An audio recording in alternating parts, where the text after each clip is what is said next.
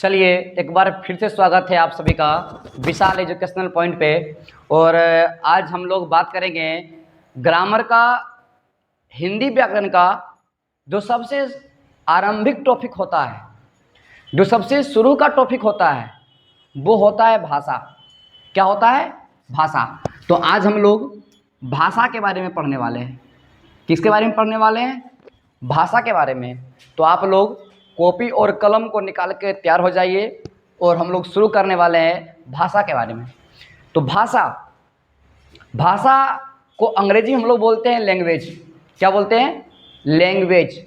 भाषा जो बना है वो किससे बना हुआ है? भाष धातु से। भाषा लिखिएगा, भाषा भाष्य धातु से बना है। भाषा भाष्य धातु से बना है। किससे बना है? भाष धातु से बना है।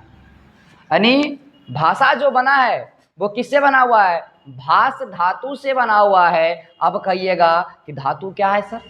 धातु क्या है सर? जैसे पढ़ना। पढ़ना, तो पढ़ना जो है क्रिया है। ये बना कैसे? ये बना है पट से। किससे बना है ये?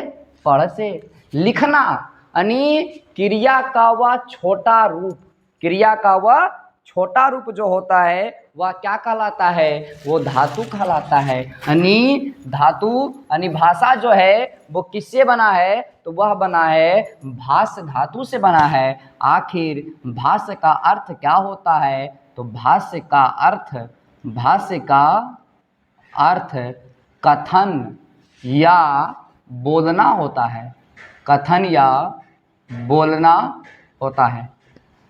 कथन या बोलना होता है। यानी इसका अर्थ जो होता है, यानी भाष्य का जो अर्थ होता है वो क्या होता है? बोलना या फिर कथन होता है। अब इसकी परिभाषा के बारे में समझिएगा। आखिर भाषा जो है वो आखिर किसे कहते हैं? भाषा किसे कहते हैं? हमें पता है कि आप लोग को याद होगा कि भाषा किसे कहते हैं, क्योंकि 8वें में पढ़ाया जाता है। क्या पढ़ते हैं? कि जिसके द्वारा मनुष्य अपने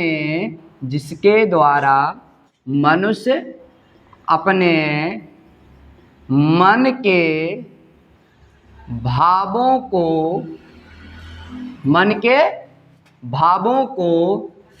लिखकर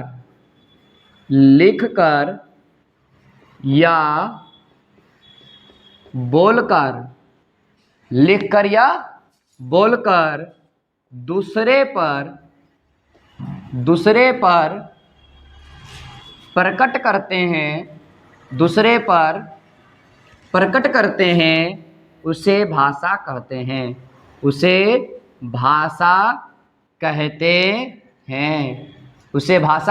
कहते हैं। भाषा किसे कहते हैं?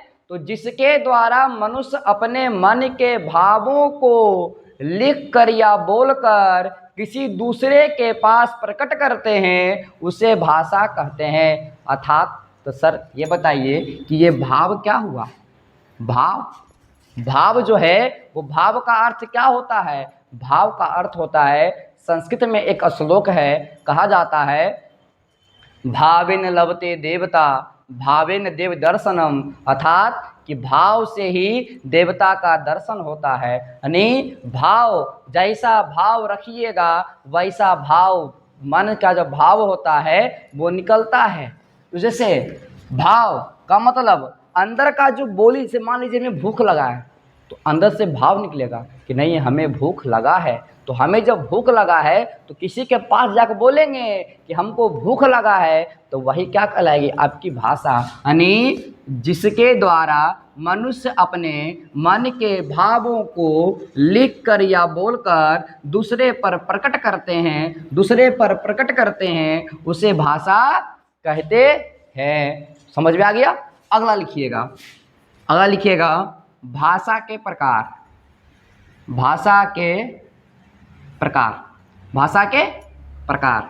Types of language. यानी भाषा के प्रकार। तो सर भाषा के भी प्रकार होते हैं। तो पहला प्रकार है आपका वो है मौखिक भाषा। वो क्या है? मौखिक भाषा। मौखिक भाषा। दूसरा लिखिएगा लिखित भाषा। दूसरा कौन भाषा? लिखित भाषा। तीसरा कौन? सांकेतिक भाषा। सांकेतिक भाषा। सांकेतिक भाषा अर्थात भाषा के भी प्रकार होते हैं।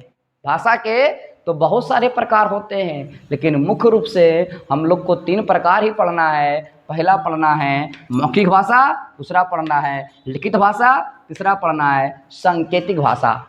समझ में आया? अब जल्दी से स्क्रीनशॉट मार लीजिए। चलिए, उम्मीद करते हैं लिख लिए होंगे। डालिए अगला, लिखिएगा अगला मौखिक भाषा। क्या लिखिएगा? मौखिक भाषा। मौखिक भाषा। आखिर मौखिक भाषा होता क्या है? आखिर जो है ये मौखिक भाषा कहते किसको हैं? आखिर ये मौखिक भाषा है क्या? तो इसमें लिखिएगा, लिखिएगा जिस भाषा को मुख के द्वारा, जिस भाषा को मुख के द्वारा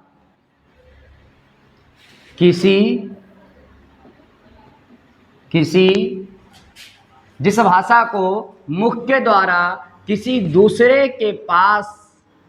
किसी दूसरे के पास प्रकट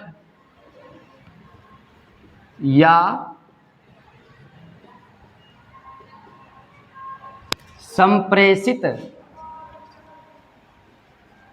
किया जाता है। यानी जिस भाषा को मुख के द्वारा किसी दूसरे के पास प्रकट या संप्रेषित किया जाता है उसे मौखिक भाषा कहते हैं। देखिए एग्जाम्पल समझिएगा। जैसे कि कोई आदमी होता है, पढ़ा लिखा हुआ नहीं है, ना उसको लिखने आता है, ना उसको संकेत करने के लिए आता है, तो वो क्या बोलेगा? उसे भूख लगी है कस के, कल्पना कीजिए क्या बोलेगा कि हमें भूख लगी है, क्योंकि उसको बोलने के लिए आता है। उसके मन का भाव क्या है? उसके मन का भाव में जो है कि उसे भूख लगी है, भूख लगी है, और वो अपने मन का जो भाव है वो मुख के द्वारा बोलकर वह दूसरे के पास प्रकट कर रहा है कि उसे भूख लगी है। अगला लिखिएगा लिखित भाषा। लिखित भाषा लिखिएगा जिस भाषा को लेखन क्रिया के द्वारा किसी दूसरे के पास प्रकट या संप्रेषित किया जाता है उसे लिखित भाषा कहते हैं। यानी जिस भाषा को लेखन क्रिया के द्वारा किसी के पास या किसी दूसरे के पास प्रकट या संप्रेषित किया जाता है उसे लिखित भाषा कहते हैं। अगला लिखिएगा सांकेतिक भाषा। सांकेतिक भाषा लिखिएगा जिस भाषा को संकेत के माध्यम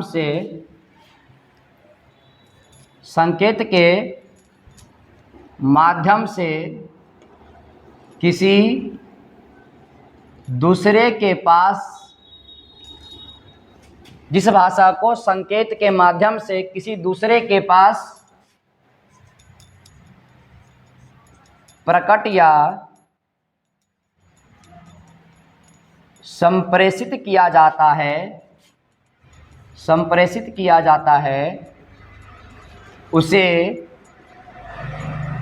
सांकेतिक भाषा कहते हैं, उसे सांकेतिक भाषा कहते हैं। यानी जिस भाषा को संकेत के माध्यम से दूसरे के पास प्रकट किया जाता है उसे सांकेतिक भाषा कहते हैं। और जिस भाषा को हमें पता है, आपको यहीं पे लिखते हुए आपको याद हो गया होगा सिंपल भाषा में, जिस भाषा को मुख के द्वारा से दूसरे के पास प्रकट किया जाता है उसे मौखिक भाषा कहते हैं। और जिस भाषा को लेखन क्रिया के द्वारा से दूसरे के पास प्रकट किया जाता है उसे लिखित भाषा कहते हैं। और जिस भाषा को संकेत के माध्यम से किसी दूसरे के पास संप्रेषित किया जाता है उसे हम सांकेतिक भाषा कहते हैं। जल्दी से मान लीजिए स्क्रीनशॉट। उम्मीद करते हैं आप लोग स्क्रीनशॉट ले लिए होंगे। देखिए अब हम लोग उसके बाद ये भाषा का टॉपिक जो है, भाषा में ही आता है बोली। क्या आता है? बोली। जैसे मान लीजिए कि चिड़िया की बोली कैसी है, कुत्ता का बोली कैसा है, घोड़ा। यहाँ पे आइए, अब लिखते हैं अगला लिपि। क्या लिखते हैं? लिपि। अगला टॉपिक है आपका क्या है? लिपि है। अर्थात लिपि कहते किसको हैं? सुनिएगा, भाषा को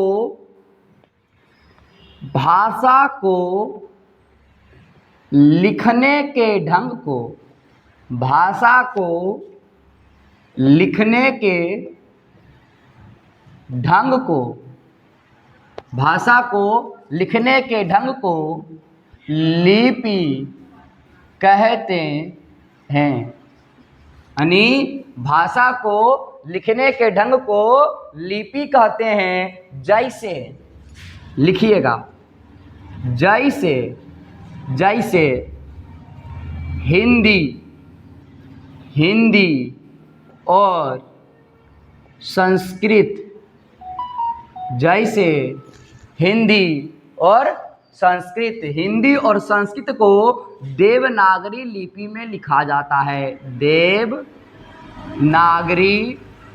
लिपि, देवनागरी लिपि। उसी प्रकार उर्दू को फारसी लिपि में लिखा जाता है।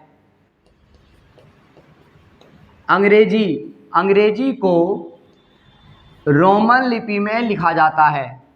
अंग्रेजी को रोमन लिपि में लिखा जाता है। यानी बहुत सारी भाषाएं होती है, उनकी लिपियां होती है, उसको ऐसा लिखा जाता है। आज का जो ये था भाषा का जो टॉपिक है आपका, वो पूर्ण रूप से वो समाप्त हो गया है। अगले वीडियो में हम लोग मिलेंगे जो ग्रामर का, जो हिंदी व्याकरण का जो अंतिम टॉपिक हो, मतलब जो भाषा के बाद वाला टॉपिक होता है वो आपका होता है वर्ण विचार। और वर्ण विचार से आपके एग्जाम में अच्छे क्वेश्चन आते हैं। तो मिलते हैं अगले वीडियो में।